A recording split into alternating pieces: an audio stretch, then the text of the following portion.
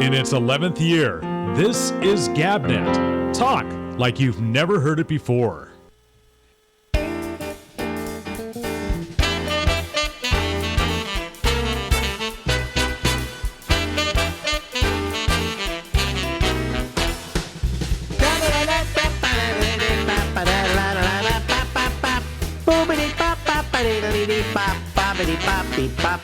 Hey everybody! Yeah, it's live from Harlem, New York City. It's me, and it's Alex Bennett, and it's the Ramble.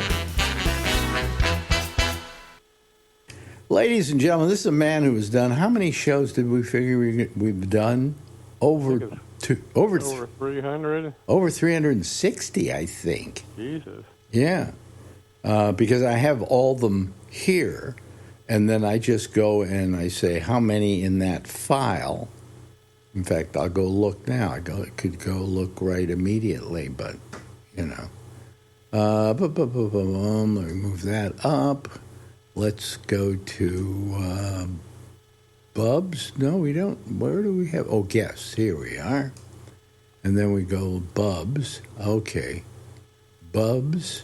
And then I go all the way down to the bottom. Wow, jeez.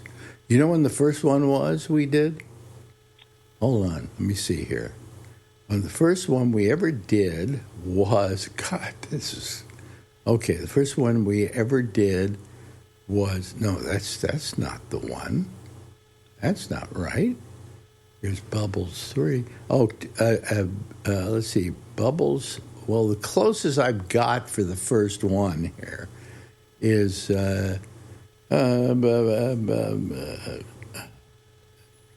August 12th, 2016. So okay. we've been doing these 9 years, Bubs. Jesus. 9 years. And let me see if I can get a total here. Bum, bum, bum, bum, bum, bum. Boom, boom, boom, boom. Now let me go info. What do I want? Oh, okay, here we go. This says where? It does. Oh, 387. This is 380. Well, 87, 89, say 8. Okay.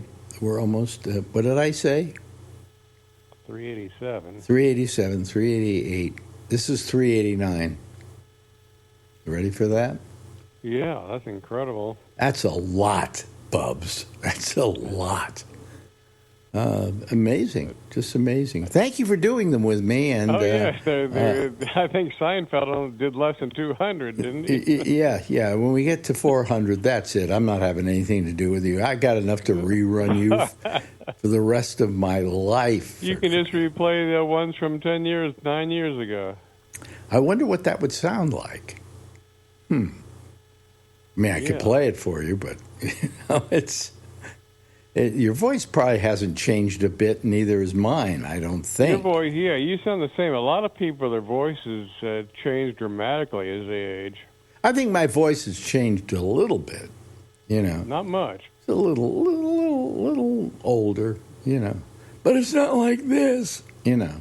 No. And I don't sound as old. I don't look as old as some of the people my age, you know. So, and you know, you look at yourself. It's funny. I look at myself every day because I do videos, and I look at myself, and I don't until I turn to the side. I don't see the age. When I turn sideways, I can see my age more. Mm-hmm. You know, I find little marks I've got. You know, things like that. On my face, on the side of my face, there's kind of, I have a, what do they call a dewlap, you know, turkey neck. Turkey neck, that's the first thing to go. Yeah, which you don't usually see when I'm looking forward. I mean, it's there, but it's not pronounced. When you do it to the side, you see it, you know. So, What, the first thing to go is a turkey neck? Yeah, Dana Carver was telling me, like actors, that's the thing they really dread. The neck. They said the neck's the first thing to go. Really? Yeah. Son of a gun. Has he had any work done? He hasn't. No. Okay. We were talking about. I guess there's all kind of new things they got now. They can put like these strings by your ear, and you can actually tighten your face up. Like, You can tighten your face? yeah, they can, or they can readjust it very easily. They just put these strings in, and you can go back and they can retighten them, and Oh, God. you know. That's horrible. Why would you do that to yourself? Well, there's nothing worse than someone that gets a bad facelift. And the trouble is, I don't know where they get their information on who to go to, but they've got to be really great, facelift people, and they got to be terrible ones. And sometimes I look at people and I go, where did they get their facelift? Yeah. My God, at Sears? There's probably some people whose bodies just don't adjust to it like the normal people do either. I don't know. I think there's just such a thing as bad face jobs, There's a lot of bad surgeons, yeah. Yeah. I mean, and there's some that are terrific. I mean, I see some people you don't notice the work, But I like actresses and actors who just say, fuck it, I'm not getting it done. I'm just going to age, and I'm going to get age-appropriate parts, I'm never going to play the guy who gets the young girl. I mean, in the end, when Cary Grant was doing a movie, his love interest was always 25, 30 years younger than he was. Right. As a matter of fact, I love to tell the story about North by Northwest. Cary Grant's mother in that film is played by an actress named Jessie Royce Landis. Okay, I think that was her name. And she played Cary Grant's mother. The problem was she was a year younger than Cary Grant. Wow. Yeah. And Jessie Royce Landis looked exactly like she could be, Cary Grant's mother. She was old enough. She was age appropriate. He wasn't. And he was always, his leading ladies were always young girls. And you're going, God, if I did that, everybody'd be saying, God, he just goes after these teenagers, he goes after these kids. But it was okay if you're a movie actor. Yeah, and I think he retired when he was 60. Cary Grant? Yeah. Yeah. Yeah, absolutely. And he got out, but he still appeared. I think he was he was very big in what particular fragrance company or something. He was he was hawking some. Yeah, but he was on the board of directors of it, and he would show up occasionally, at functions and stuff, and you'd see him. And even till he died, I mean, I think he probably looked better 5 days dead than you and I look right now. Absolutely. I mean, I don't think, did he ever, I don't recall him ever being on talk shows or anything. You're right. I've never seen an interview with him. Right. I'm trying to remember. I go through, a lot of them on YouTube. And there's a lot of you find an Edward Murrow interview with so-and-so and this and that. And there's an interview or two with people like James Cagney. Humphrey Bogart appeared on the Jack Benny show. So he did? Wow. Yeah, he did. But I can't remember Cary Grant ever appearing in an interview. Yeah, I can't remember at all. I think maybe part of it had to do with the fact he didn't want to be questioned about his sexuality. And that might come up in an interview. Really? Yeah. Wow. There was a theory he was gay. But, you have sex with a guy once and all of a sudden they say you're gay when really you were just experimenting. He was supposedly bisexual, And in his early days, he went for guys. He had a roommate. They called him a roommate, Randolph Scott, in the early days. And there are pictures of them at their, they're wherever it was. They had a pool and everything. Their house, And it's like a married couple. They're sitting there with their dog and they're having breakfast together, and they're on what do you call it? What do you call it? Board, jumping board. What do you call it going to a pool? Diving board. They're sitting on a diving board, kind of really next to each other. All those pictures are out there. The pictures are so gay, it's unbelievable. And then in later years, he got married, and he started seeing women. I mean, he was truly, I think, bisexual. He didn't care. He just wanted to have sex, Mm-hmm. So, in fact, I think all of us have some homosexuality in us.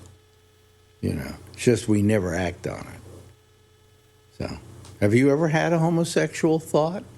No, the thought of kissing a man kind of makes Well, me feel... that's where it stops for me.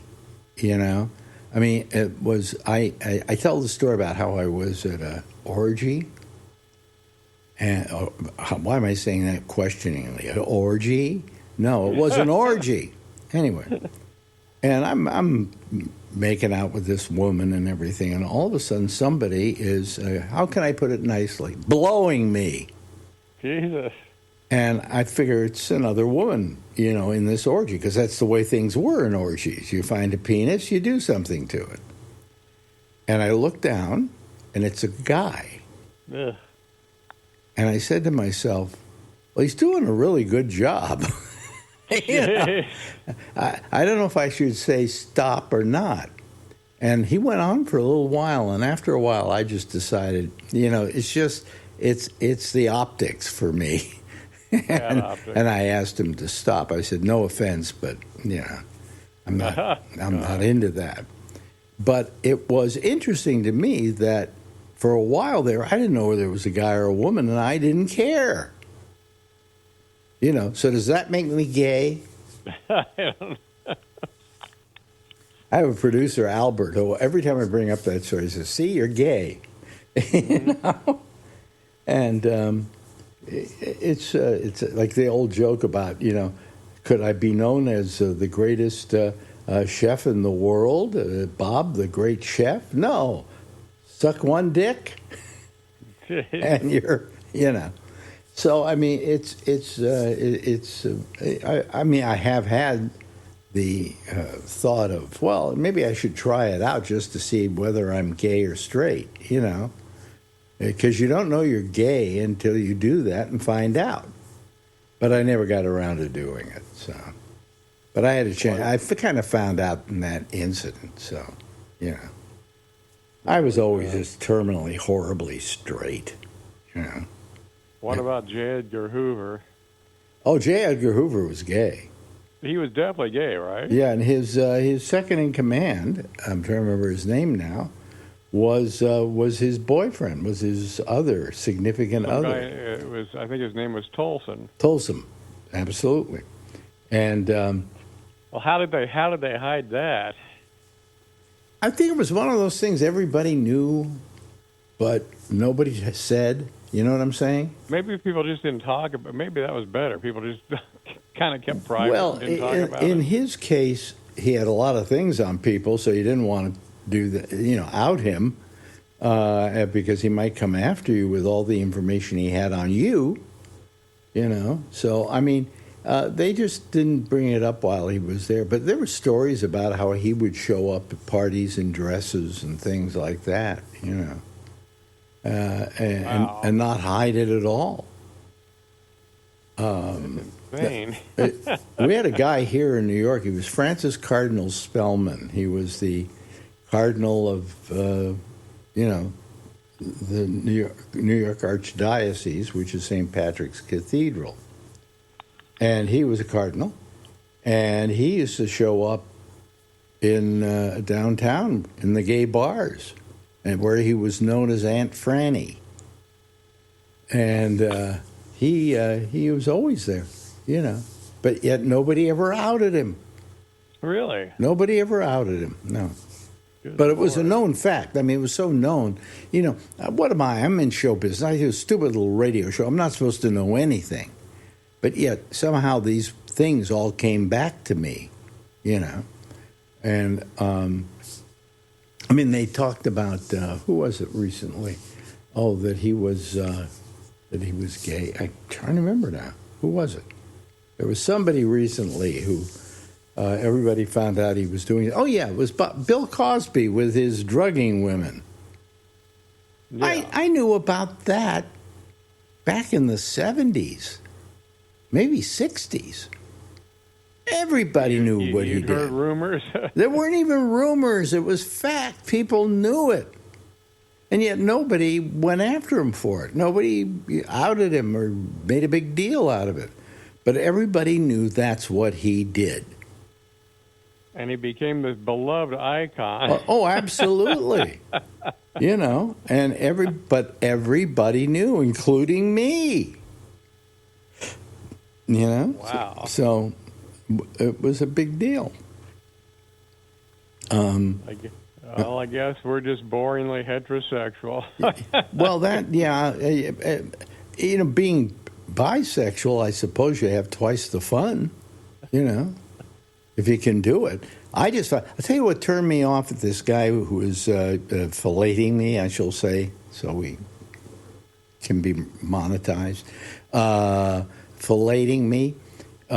He at one point his face touched my thigh, and it was like sandpaper. Yeah. And I went, somehow that isn't how it's supposed to feel, and that's when I called it all off. You know, I told people ever since the thing that turned me off to being gay is stubble. You know, That'll do it. That's good. Yeah. But you've never even come close to that kind of situation, No. have you? Yeah, well, I was in the theater, and I had directors who were gay, and they would come on to me, and I'd say, I'm not, just not gay, but, if I were, I wouldn't turn you down. And they would say, well, too bad, because, you're not going to get the part. No, too bad. Yeah. But, we appreciate that. Yeah, I was in the theater. I knew lots of gay people. Well, theater is prominently gay, isn't it? Yeah, well, did you ever have a gay friend? Yes, you did. I've had several gay friends, of course, yeah. Yeah, and what happened when you found out they were gay? Nothing, right? No, all right. We had a comic in San Francisco. What was his name? He died of AIDS. Jim Samuels. Jim Samuels. Very nicest guy in the world. Absolutely. The one guy that I really felt bad about, because I had him on my show, and he wasn't very good. And by not very good, what I'm saying is, you had to be a certain kind of comic to come on my show. And you had to be in the moment. Some comics can only come on and do their act. That's exactly it. And finally, he wanted to come back on. I said, I really can't have you on. I said, you don't work on the show. It's not that you're not good. It's not that you're not great.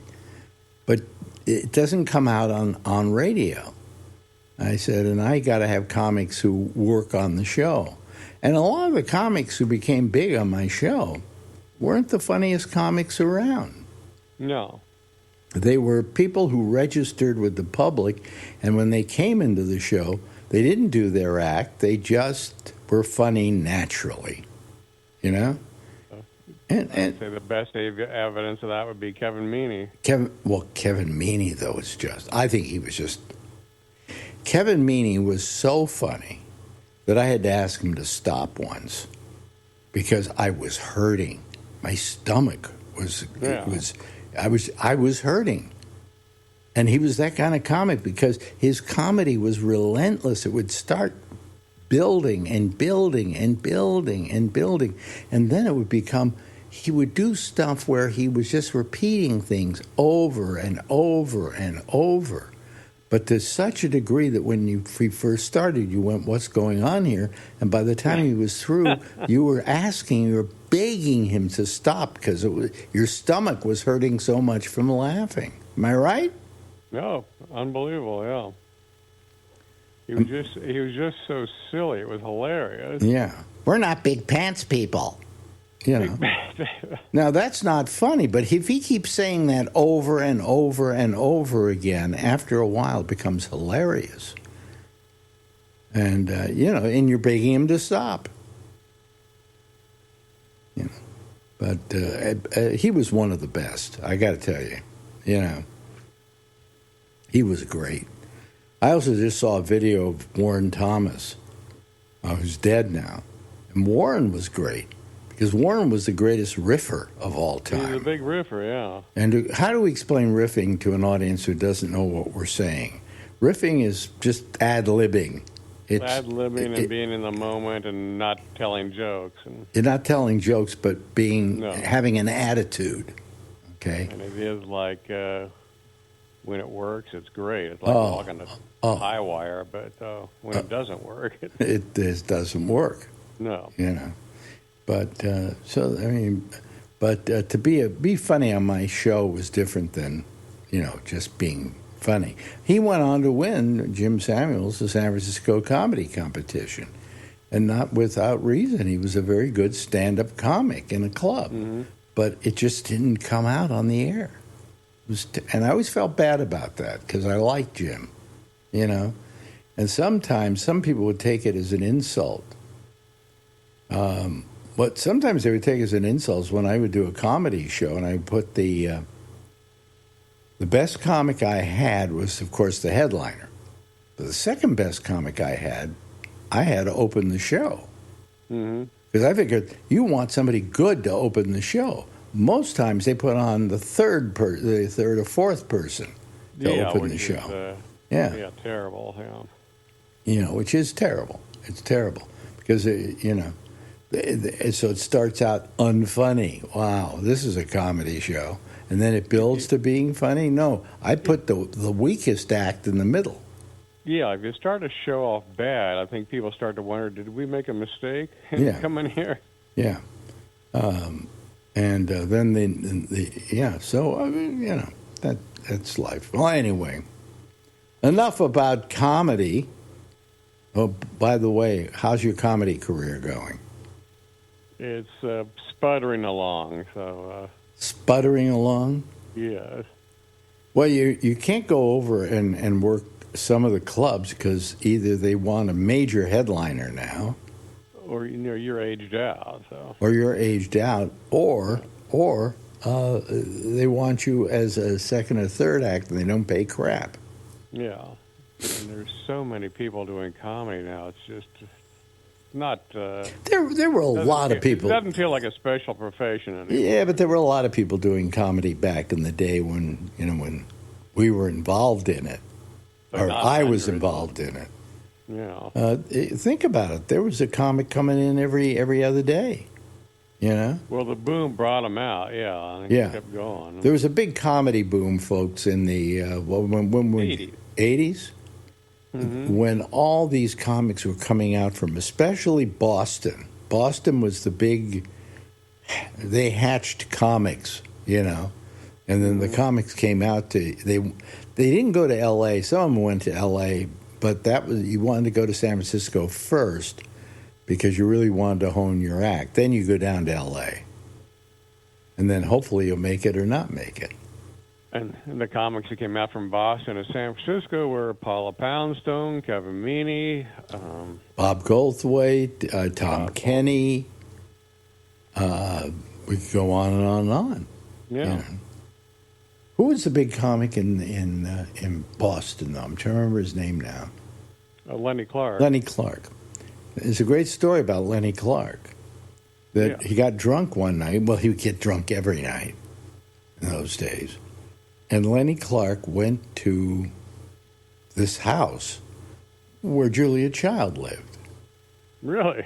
And at 3 o'clock in the morning was yelling outside her window, "Wake up, bitch, and make me breakfast." I didn't hear that one. I mentioned it to Lenny Clark. He said, "Yeah, I think I did that. I was drunk a lot of nights, and I might have well done that." But the legend was that's what he did. Yeah, that's how the Boston scene was crazy. There's some documentary here. One night he did 9 sets and made thousands of dollars. Did a bunch of cocaine. Yeah, yeah. Lenny Clark was very big out there. Huge.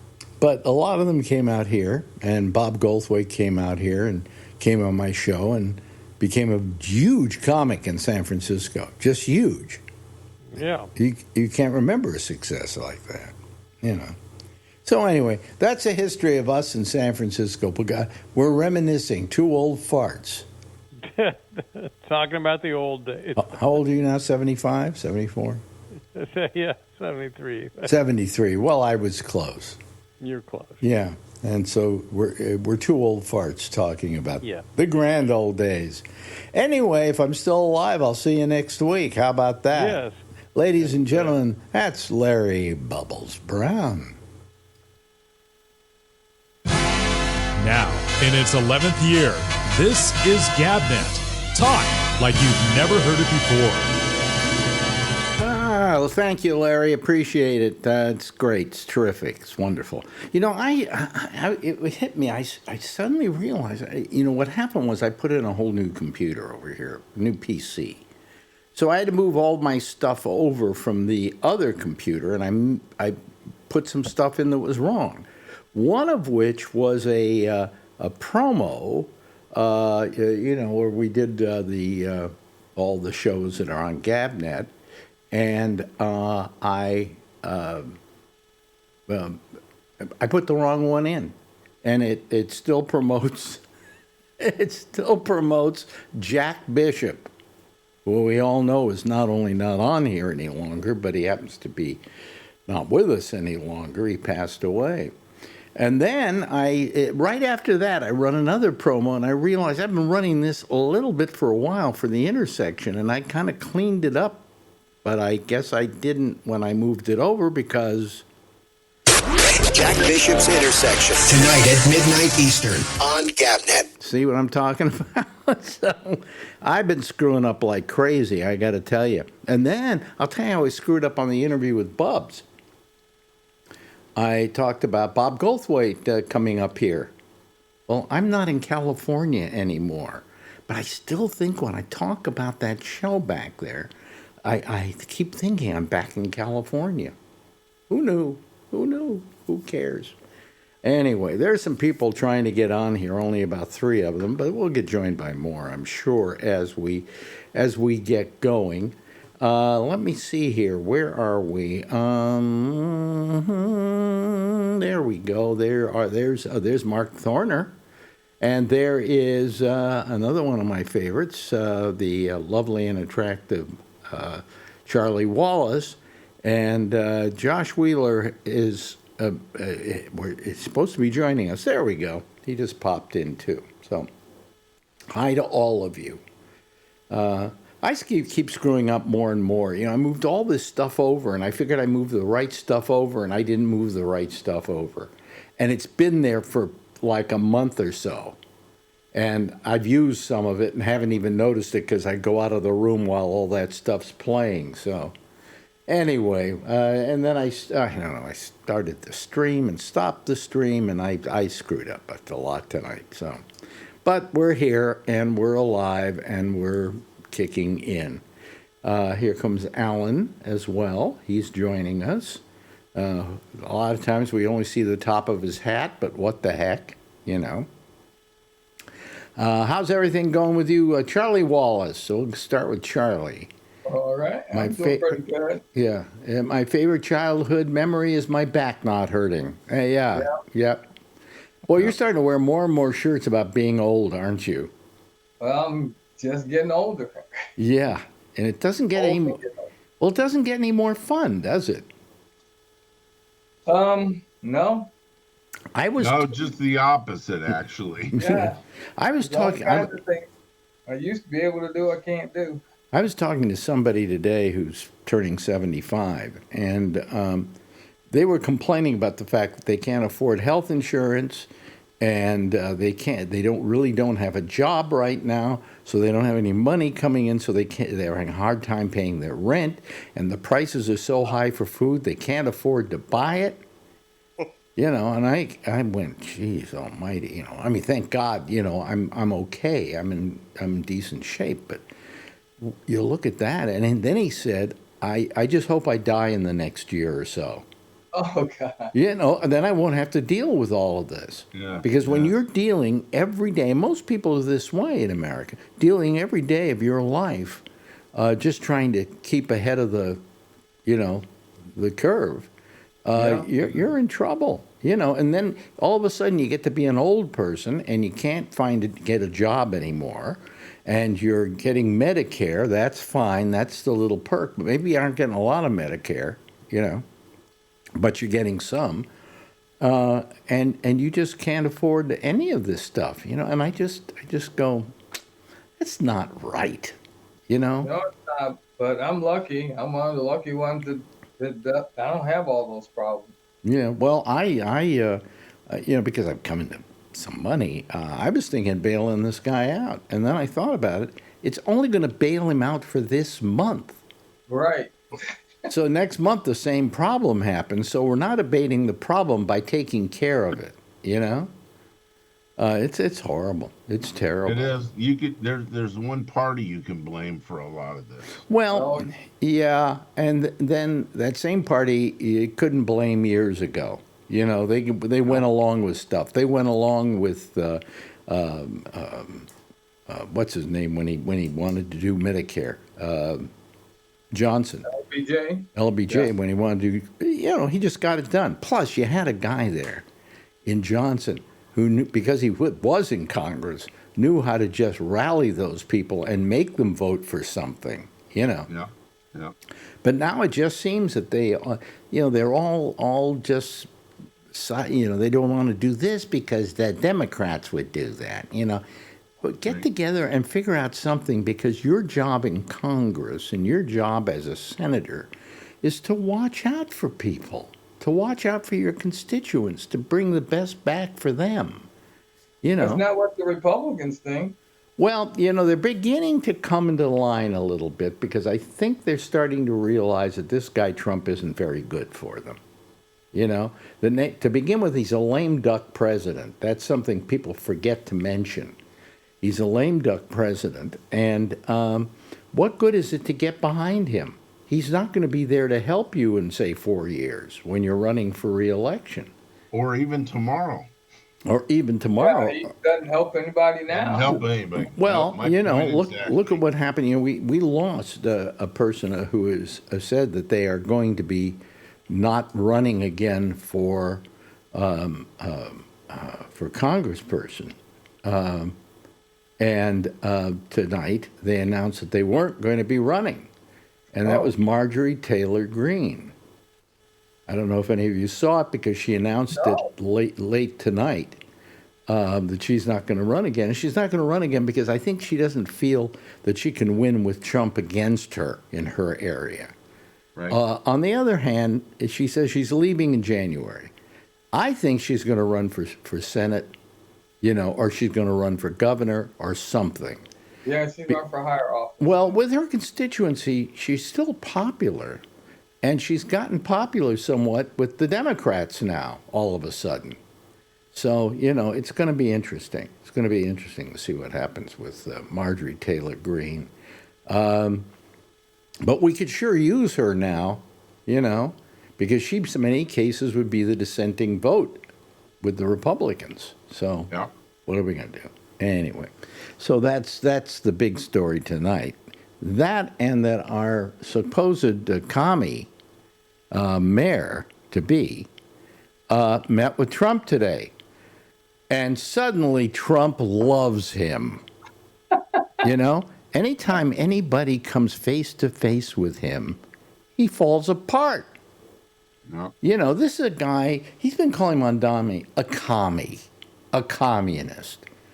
And today it was like, I would watch the press conference. So they were there together, and Trump couldn't be more wonderful about him and happy that he's mayor of New York City, where a few days ago he said, we're not sending anybody to New York. No, that communist is in office.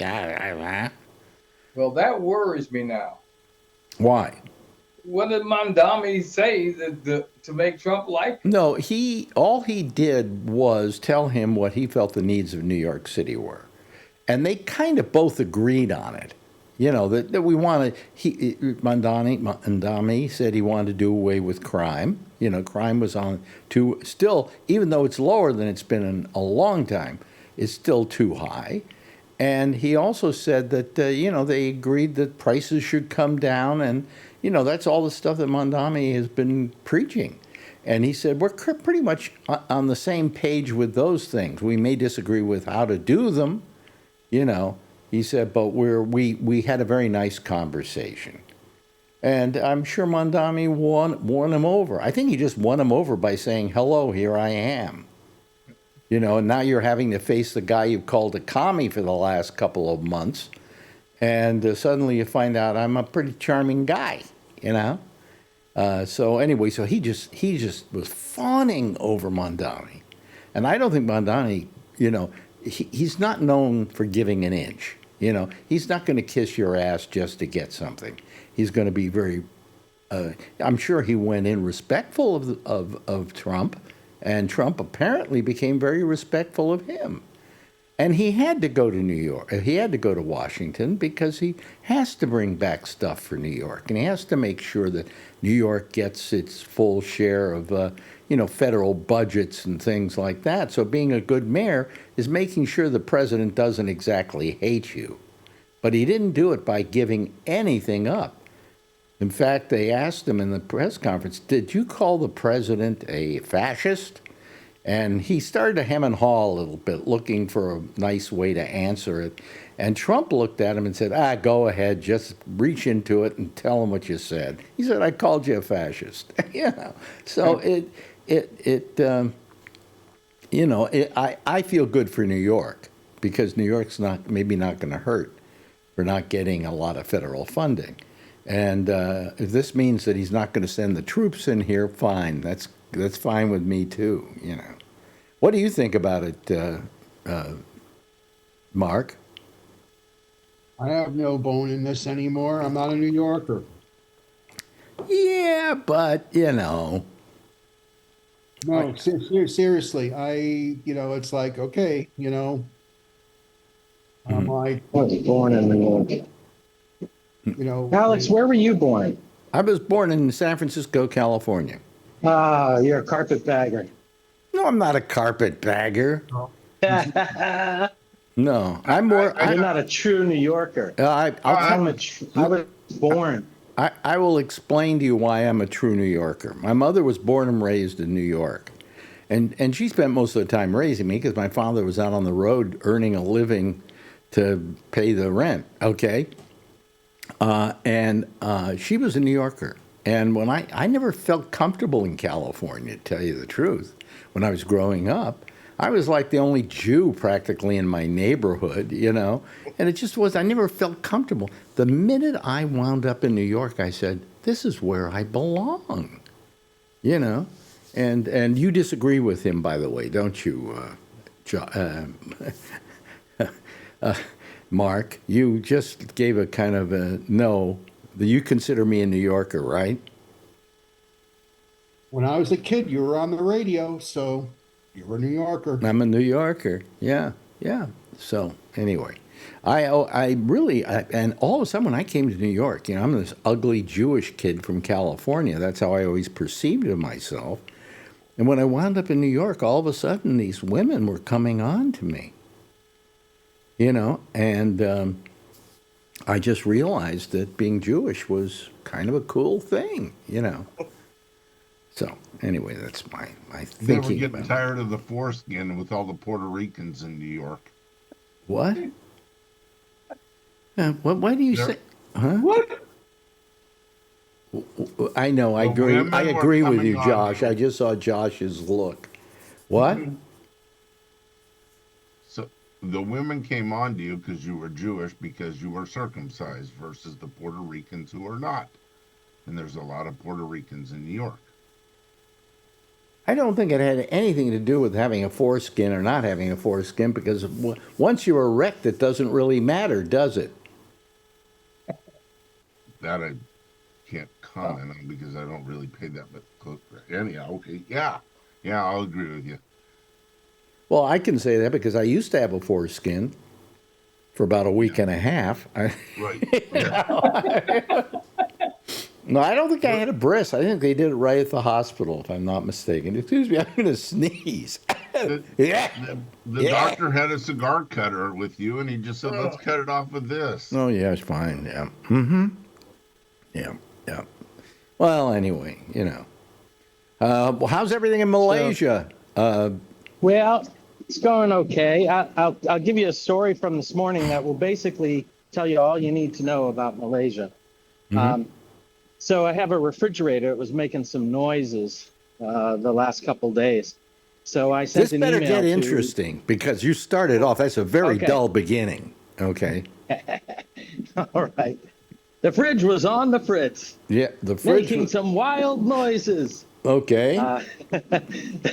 So I said. So anyway, whenever they call you, this guy only calls like it's only talking. Well. And it's a good thing I've lived here for years because I guarantee if I put this guy on the phone, you'd say, is he speaking English? So anyway, he ends up coming today and he brings his son with him. His son is on the spectrum. So I have to sort of babysit his son while he's looking at the fridge. And I'm telling him all the things that are going wrong with it.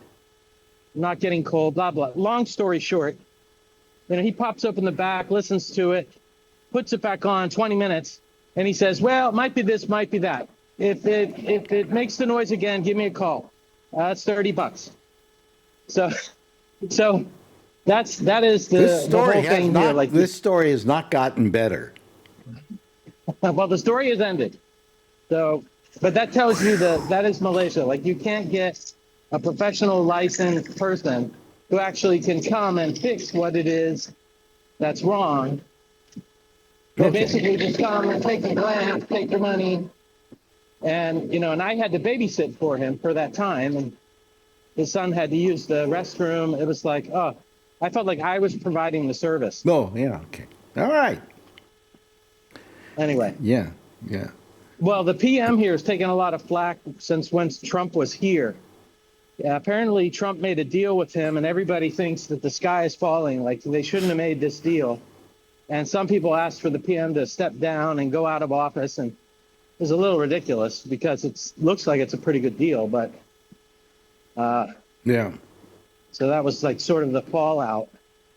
Well, they're all kind of being nice to him because they want they don't want the tariff to go crazy, Right. What happened today? But another thing happened today. And this is, I think, a very unpopular thing for Trump to do. Not that he isn't an expert at that, but pasta from Italy is going to have 107% tariff on it. How many of us like spaghetti? How many of us like pasta here? Just raise your hand, okay? The new song from Le Seraphim. Yeah, I mean, we all love pasta. Now it's going to be 107% more expensive. Well, not here. Not here. It's cheap here. I imagine, but it's going to be cheap in some. We don't have the tariff. Well, some places it's going to be cheap because they're just going to make their own pasta. Yeah. But things like Barilla, which I love, as a store-bought pasta. Yeah, Barilla is going to have 107% tariff on it. Ridiculous. I mean, the tariffs only punish the American people. Yeah. Josh didn't raise his hand when I said who likes pasta. But wait, aren't we getting $2,000, Alex? I thought we were all getting a check. Are you I'm waiting for my check? Don't hold your breath. I'm hoping to get it, Well, Congress would rather he spend it to bring down the debt, but quite frankly, I don't think that's going to bring the debt down much. What would you do with $2,000, Josh? I really don't know, to be honest with you. It's supposed to pay your medical. That's $2,000 to take care of your medical expenses. Well, how many here have medical expenses? And how many of you can say it's under $2,000? Trouble is you got a president who's never lived as a common person. Nope. He doesn't know. A lot of people, who are congressmen and senators and run for president, so at one time were just like you and me, okay? But he's never been like you and me. And no jokes on that. I mean, he just hasn't. He hasn't lived as a common human being. And so he doesn't know that, we got to pay for this and you got to pay for that. He doesn't know what it's like to pay rent. When's the last time he ever paid rent? So Never. Groceries. It's a nice word. Yes. I know. He said that. Groceries, interesting word. Yeah, it's a word we use every day of the week when we go to the grocery store. I don't know about it, you fucking orange-headed fucking... And he keeps claiming how the price of gas is so low, but you can tell he's never had to put gas in his own tank. Especially in California. Well, California, it's always been high because you've got all those extra taxes for various things and so on. Yep. Did you hear that? Who is it? Swalwell. Yeah, Swalwell. Announced last night on the Jimmy Kimmel show. Jimmy Kimmel. That he's running for governor of California. Yeah. So is Steyer again. Huh? Steyer is doing it again too, Mr. Billionaire. Oh, really? Oh, well. Yeah. Tom Steyer. In California, it's strange. Am I right about this? It isn't necessarily that you're going to have a Republican and Democrat running against each other. It can be two Democrats running against each other, right? Because what's the deal? Which was New York City. No, last time. No. What happened in New York was Cuomo didn't win the primaries. Okay. So he didn't run as a Democrat. He ran as a something else. I can't remember what it is. Independent, yeah. So that was his it wasn't like it was two Democrats running against each other. Yeah, but there was also a Republican as well. But what I'm saying in California... But you're saying in the general election, two Democrats can run? In California, if two Democrats, get the most votes in a primary or something, they then both become the people running against each other for the governorship or for whatever office in California. Huh. It's a free-for-all. It's a free-for-all, yeah. And that's why won't Steyer run as a Republican? Yes, he will. I think the billionaire runs as a Republican, right? Yeah. Yeah. But anyway, he's a lightweight Republican, he says. A lightweight? He knows the people. He's part of the people. Yeah, I don't know if Steyer, does he run all the time now? Is he one of those perpetual candidates? He ran last time, and he's got billions of dollars, and I don't think he got shit last time, but... Yeah. He claims to be, of the people he's trying to be like a Mamdani, I think, this time. Well, I've only seen a couple of his you things. got to say, to begin with, the thing I loved about Mamdani was that he never denied his political bent, okay? He always said, I'm a democratic socialist. He never played cutesy on that one. He just said, this is what I am. And he went to see the president today, too. Yeah. First commie to go over visit the president. Right? And then Trump made good friends with him, too. On that? What? And Trump kissed his ass, too. Yeah, Trump kissed his ass. He didn't kiss Trump's ass. That's what I like about it. If you him. haven't seen it, I recommend The Daily Show. They went and interviewed the head of the American Communist Party. And they said, is Mamdani a communist? And the guy said, no way. He is not. He's not in our party. He's nothing like us. Yeah. And he listed a whole bunch of reasons why. And it was obviously it's Daily Show, so it was very funny. Well, the trouble is Trump doesn't know the difference between a communist and a socialist. There's a... Well, the NFL is socialist. Yeah. Hey, the United States of America, for the most part, is socialistic. They don't realize that, but it is. Medicare is socialist. Social Security is socialist. How about your fire department, your police department? Fire department, yep. That's all. That's socialism. That you all pay a bunch of money to go in and make these things work for everybody. So military. Yeah. The military, of course, is socialistic. Most of America is socialistic, and all the politics in Washington, all the departments. The Department of Energy is socialistic. I mean, am I right? I'm not wrong, am I on that one, Mark? Yeah. Huh? No. Mark just, in case you're listening to just the audio version of the show, Mark just nodded no. Mm-hmm. Most systems are mixed. Most systems are hybrid or mixed. Yeah. And, they have multiple layers and at different, regional, local, national, international. Well, There's all kinds purely of communistic countries aren't mixed. I would disagree. Tell me what is a pure communist in your thinking? Well, to begin with, China is a new kind of communism. The China, you've been there, Alex. Shanghai is more capitalistic than anything I've ever seen. I wasn't in Shanghai. I was in Beijing. Oh, go to Shanghai. Well, I'm not going to Shanghai. But I was in Beijing, and I was out in the country. Went out into the country, and that's a communist country, but under Deng Xiaoping years ago, he decided that he would experiment with capitalism down in Hong Kong, and it worked. Shanghai, rather, it worked. And so they said, okay, we'll let the whole country do it. And when Mike Wallace was interviewing Deng Xiaoping, he said to him, I thought you hated capitalism. He says, no, I don't hate capitalism as long as you have capitalism where everybody benefits from it. Yeah. Yeah. And that's something that we don't have here. We should have capitalism, but as long as it benefits everybody. That's exactly right.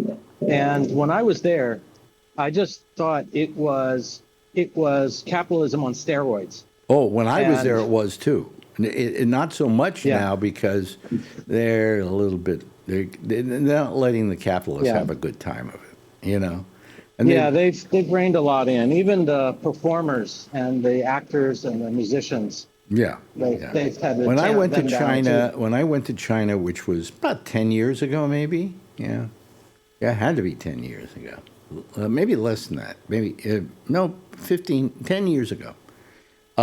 It was. I thought it was wonderful.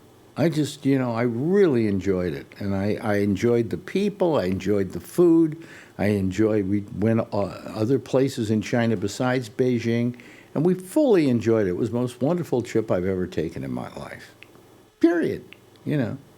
So, anyway, how you doing, Josh? You're being very quiet tonight. I'm doing good. How you doing? Yeah, I'm doing good too. Anything you want to talk about?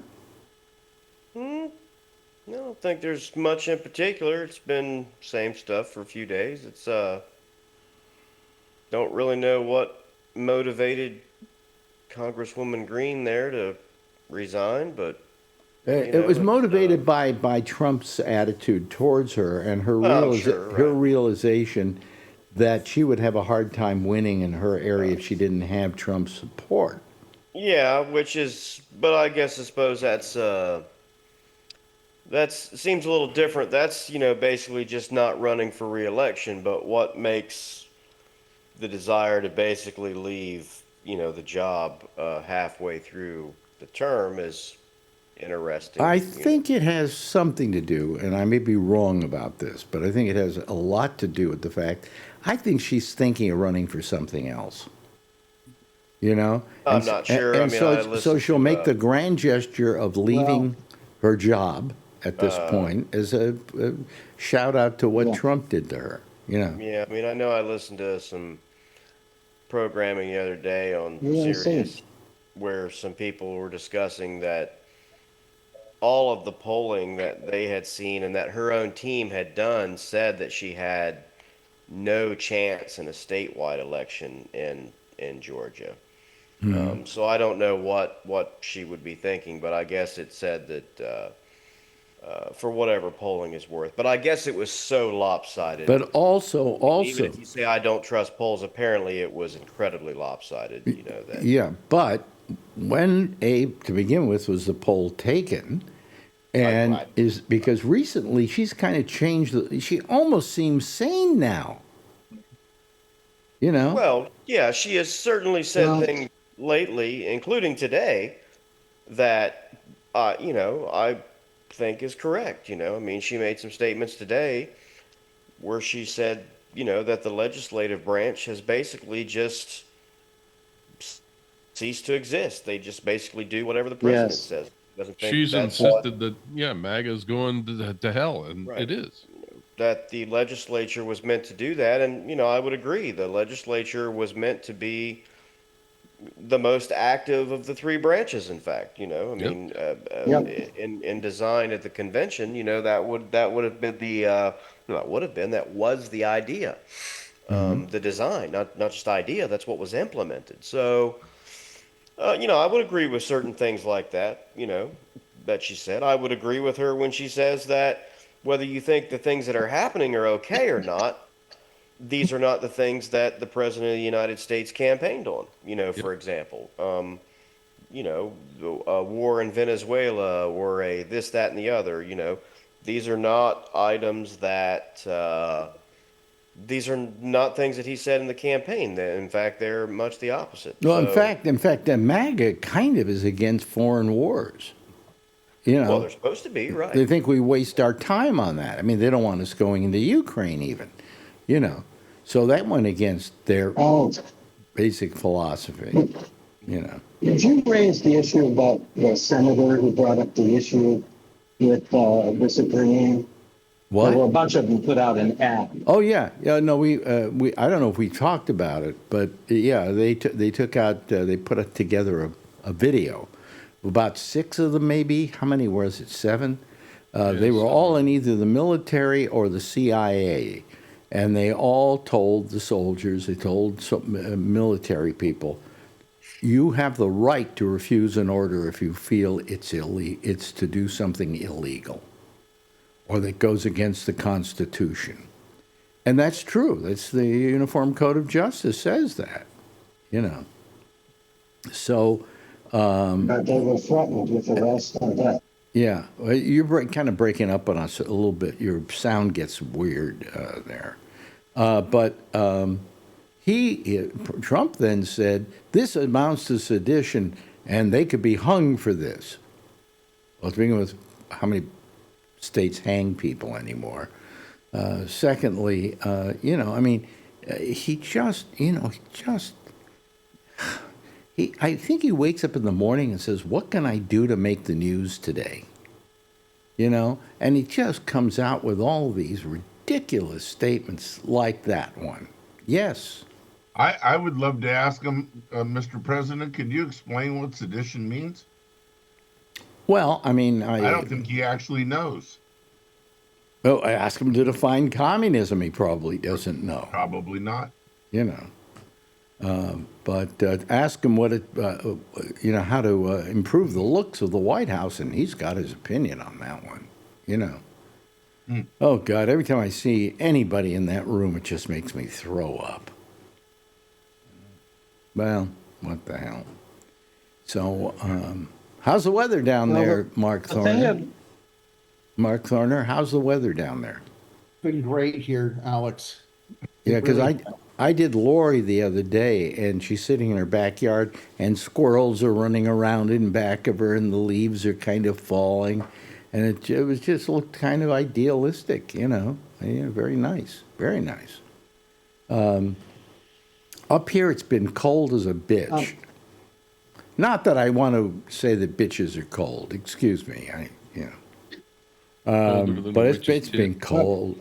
A witch's tit. Well, not that I want to say anything bad about witches nor their tits. Yeah. Okay. Yeah. It was. Alex. Yeah. I don't mean to take you back off that topic. I'm just concerned about something. Your audio is just terrible. Earphones. I think it's you're using your These earphones. are Sony. These are XM. I don't give a crap. They're not suck. working right. Well, it might be because there's a lot of Bluetooth around me. Anyway, I'm just saying, what if Trump kills people? What if he does? What do you mean if he does? He already has killed people. I mean,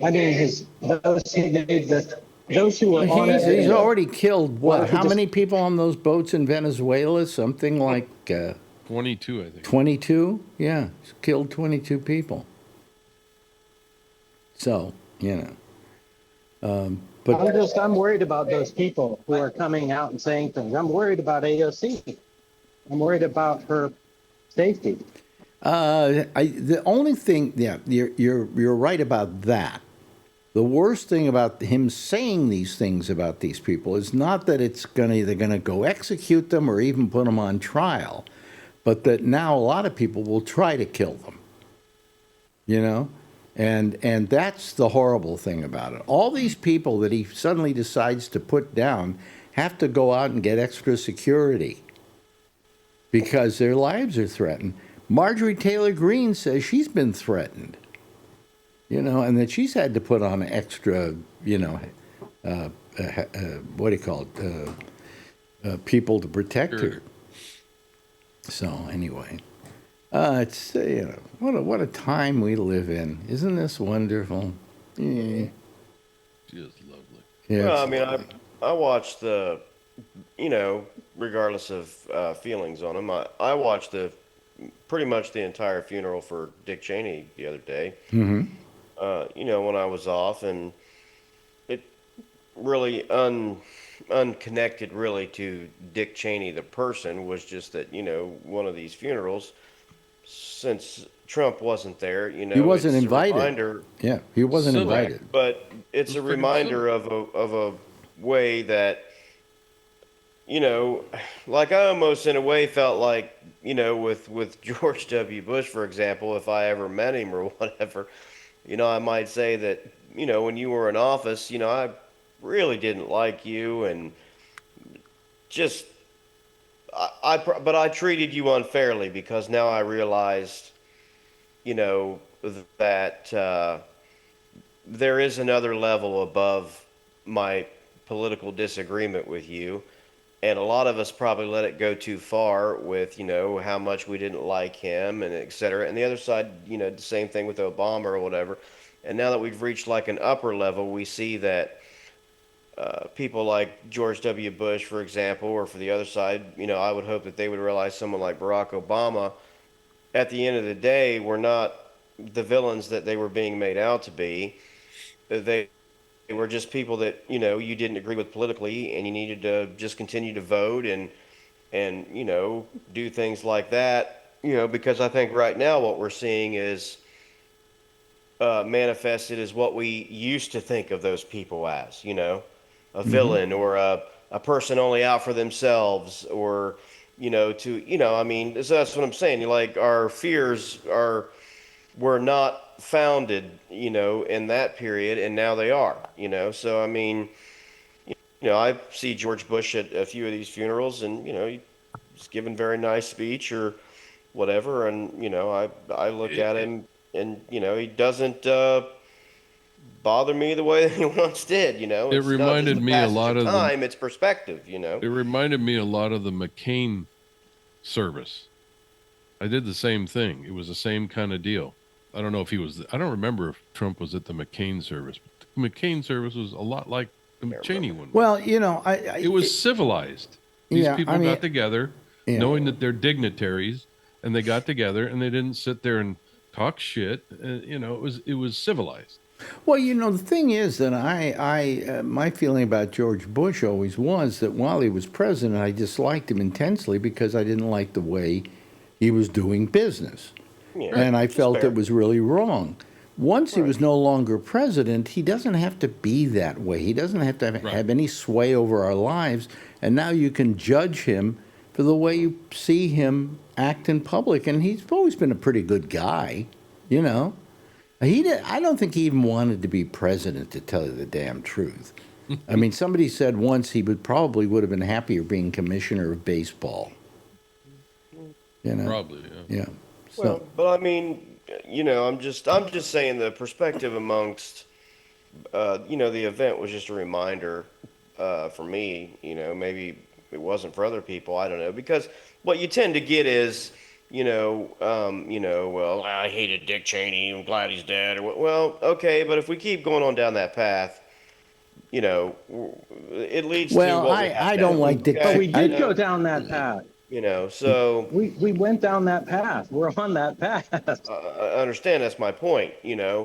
Was if we continue it's not going to go away. So I mean, that's what I'm saying is at the end of it, your agreement or disagreement or like or dislike of that person or another particular person, it can kind of just be irrelevant, and you can just say, okay, they were a public servant and they've died, and this is what we do for a public servant of that level, and that's nice, and then we go on about it. what Trump I is thought. the one who has driven a lot of this negativity.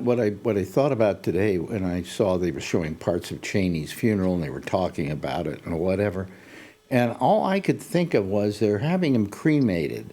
Do they remove the artificial heart first before they cremate him? That's the only thing I thought of when it came to Dick Cheney. Heart death. I don't know. They must take it out then. I think they'd have to. Somebody Imagine they referred put it to. in a Well, museum. he was a heartless human being. He really was. He really was a heartless What human kind of being. heart was Literally. He did not have a heart. Literally was. Yeah. Yeah. And it's surprising he lived as long as he did on that thing. Yeah, 84, right? Yeah. Yeah. Yeah. Alex, if he was born probably 20 years earlier, he'd probably be dead. Well, I wouldn't cry about that one either. It's true. We wouldn't have been in that war, though. That would Yeah. But I'm not sure he didn't have a real heart in yet. No, he didn't have. He did not have a beating heart. He could have flown to Cambodia. Oh, They'll yeah. put one in for him. Yeah, for about 35 cents, something like that. Yeah. But anyway. But I'm just saying that the people who spoke and especially his daughter and others, that had, they would have good reason to, take shots at Trump or whatever, but they didn't do those kinds of things. Right. You know what I'm saying? Because they're not classless individuals. And that's, I guess that's what I'm saying is, for all of the disdain or whatever that I might have had for George W. Bush or whatever, looking back, I can at least say, you know what, it could have been a lot worse. We could have had a completely classless. No, well, these were all people Yeah. that really believed in the democracy and the preservation of the democracy. Yes. And whether they were Republican or Democrat, they were good about that. Nobody tried to destroy the democracy. They respected the system. Yes, even exactly. if the system was flawed. Yeah, yeah. And the system is flawed, but what can we do? Most systems Trump's are blowing it up. Yeah. Trump's blowing it up. The Yeah. trust he has lost in the world, we're not going to be able to get that back very easily, if at all. You say And we. most You countries haven't now- lived in the United States for like 20 years. I've What got do you a- mean we? I got a passport and I pay my tax. Well, I'm giving you the And I'll same be thing back you in gave July. me at the beginning about New York. You haven't been here in 20 years. But I was born there. Yeah, but you were too much of a coward to stay. So anyway. No. I didn't get a rent deal like you. Well, if you ain't got that, Give me a rent deal like you. I'll be there in a heartbeat. Heartbeat. Hello, I'll be there yesterday. Hello, Tony. How you doing? I'm hanging in there. Yeah. My brother saw the new, took my niece to see that movie, the Wicked. He said it was bad, Alex. Well, it's terrible. The reason it's She wanted to terrible go. is, to begin with, the Broadway show was no great shakes. I fell It asleep had and it took two show-stopping tunes in it, okay? And they were all in the first act. And that's what you saw with the movie, the last movie. The new movie doesn't have any great showstoppers. He just got in. He said, "What did you watch?" I said, "I watched The Wizard of Oz, and then I watched the making of it." W.C. Fields was going to be the big guy behind the curtain, but he couldn't get the role. The Wizard. It's called the Yeah, Wizard. he was asking for more money. Yeah, shoot the dog, okay? I know. I gotta get another dog, Alex. I gotta tell you this. I'm on the waiting. Is that a new one? Yeah. That's a puppy then. The puppies bark. Anyway. I like hearing the dog talk more than Tony. Oh, come on. Come on. Be nice. I am. Is he going to come out? See, this is what Trump has done to us. What? Yes. We can't even be civil here. About other people's dogs. You're not living in the same place anymore, are you, Tony? Where are you living? Oh no, I mean, this is my apartment upstairs. Then when Shaggy came up, sometimes I call you downstairs, and where my warehouse is the other apartment. So this is my mom's house. This is the first floor. Okay, but what happened? Didn't you sell it or rent it out or something? We rent upstairs. We finally rented upstairs to a nice couple, and my brother's looking for a house right now. We're looking for a house. Maybe we're going to keep this though. We don't know where to go yet though. He's got 2 more years left. Does a barking dog come with the rent? Well, they have 2 upstairs, Alex, and all they do, 2 poodles, is run up and down the stairs. I know they're not out. Bingo and Benny, they're typical same dog, and all they do is scratch on my. I told the guy, you got to handle these dogs. He lets them run down the steps, and they sit there scratching because they want to see pebbles. I got to lock the door because they sit by my door. So why aren't you looking into your camera? What are you looking at? I'm looking at a comic list from this guy who sent me. So I'm looking I see. Sorry. And on a spreadsheet. Sorry, so we got between you and business. Yeah. Hey, Tony, did you see that they sold the first Superman for $9 million? I wonder, is that accurate? I got to look it up on I have a source. That's what they said last night, I think it was. That's accurate. That was highest sold ever. Was it Heritage? It's got to be. It's Action Comics. Original, right? 1939. Yeah, they found it in a box. Their mom had was it. born in Gee, I was born the same year that came out. I was going to say you were 39. My dad was 37. And you're almost worth as much, Alex. I want to get a book from those years: 37, 38, 39, 40, 41. Well, we'll find out if I'm worth that much when we do the show in San Francisco. Alex, you were born 40, right? I was born in 1939. 30. That's the greatest year in movies, they were saying. I was just watching when they were showing The Wizard of Oz. Yeah. Well, 38. Was it 38 or 39? No, 39.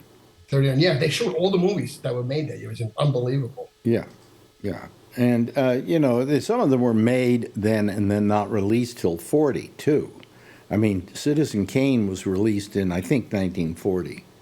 Not 39, Alex, the guy who did Wizard of Oz, I think they said, unless I heard wrong, he did 2 movies that year that he directed. Is that true? Yes, he directed Gone with the Wind. That's what it was. Yeah, I couldn't believe it. That's Victor Fleming.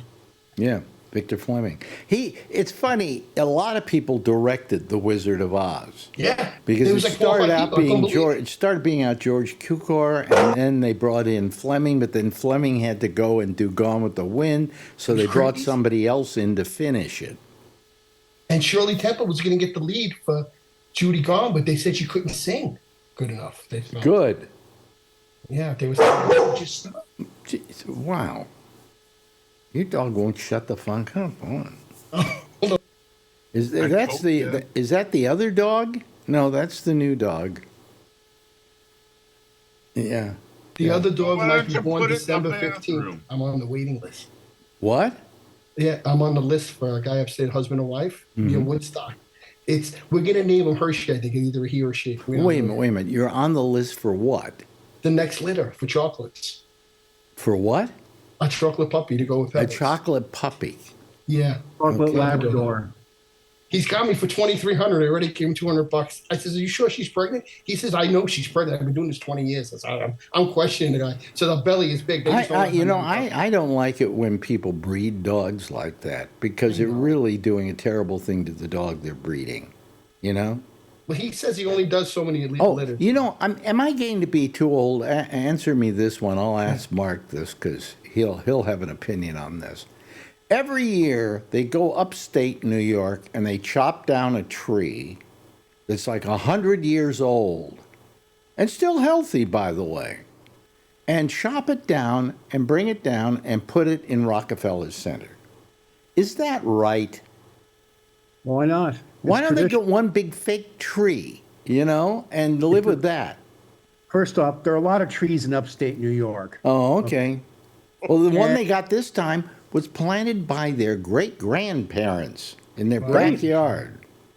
So, when you chop it down, you have growth, Do you know, a couple of years ago, they brought one back and it still had a squirrel in it? I can believe it. I don't know. It just bothers, something that bothers me about that. Am I wrong? I guess I'm. It's such a New York tradition, Alex, that even this Jew doesn't mind it. I mean, in fact, there was something very comforting. Did you ever feel as a Jew, though, that the giant menorah meant anything to you? What giant menorah? The ones that they always have they have a giant menorah. It's down at the beginning of, I think, Central Park. I thought it was great. I'm like, really? Yeah. I always felt it was okay. You got your Christmas tree in Rockefeller Center, so you gave us a menorah at the beginning of Central Park. Big deal. Thank you. Thank you for nothing. Anti-Semitism still exists. You know? But at least it's like just that little thorn. It's like, yeah, we're here. Yeah. Okay. Yeah. Well, they every year. I don't know if I haven't been. I don't go out much, so I don't know if it's down there at the beginning of. But it was. I just remember. I think when I was working early on, it was for CBS in the promotions department, and I had to. We had a day of Christmas Eve party. No work got done. We were drunk, and for some reason I was going to my best friend's place, got out late, and New York, Manhattan, Fifth Avenue was empty. I mean, like abandoned. I walked down. It was like having it all to myself. All the windows, all the Christmas windows. There's the tree. You know what I used to do? Here's how I shop for Christmas, for my friends, of course.